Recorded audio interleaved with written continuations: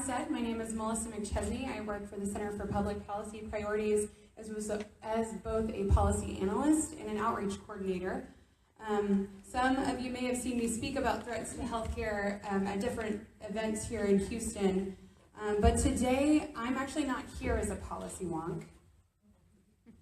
Today I'm here to tell my own story and to introduce you to other members of the Houston community, your community, so they can tell you how Medicaid has impacted their life, directly or indirectly.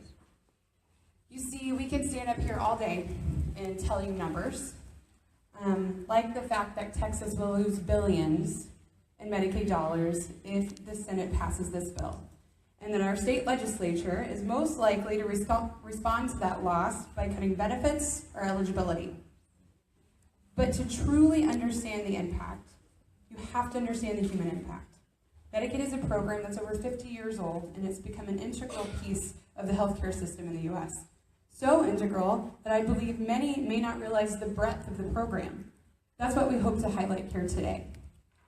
So to kick you off, I'm going to tell you my story.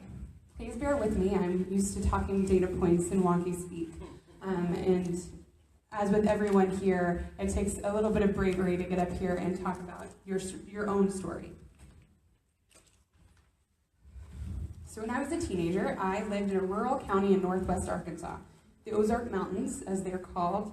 It's a truly beautiful part of the country.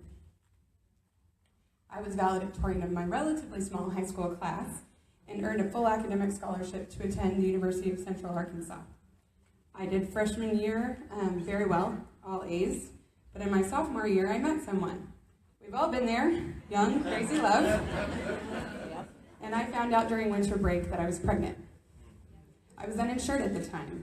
If I got sick, I would just go to the clinic on campus. But obviously, the campus clinic was not going to cut it this time. So I went through, I'm going to have to stand here, sorry. So I went through all too cumbersome process to sign up for Medicaid. And Medicaid covered all my prenatal appointments, my delivery, and my postpartum care. During my postpartum visit, I received really great advice from my OBGYN's nurses, and Medicaid paid for me to have a long-acting reversible contraceptive, the most effective contraceptive available at the time. It was the first time I had had access to consistent birth control, and it would allow me to wait to have more children until I was ready.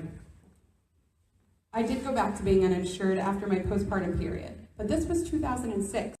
Things would change in 2014 in Arkansas, because they actually took the money and expanded Medicaid under the Affordable Care Act. From 2014 on, anyone in my situation in Arkansas at least could have accessed Medicaid under the expansion. My daughter, Eliana, was automatically enrolled in Medicaid when she was born, like all babies born to mothers on Medicaid are. She remained on Medicaid the entire time we lived in Arkansas. With help from the Medicaid program and other safety net programs such as food stamps, I was able to finish college, and I graduated magna cum laude with a degree in sociology in spring of 2009.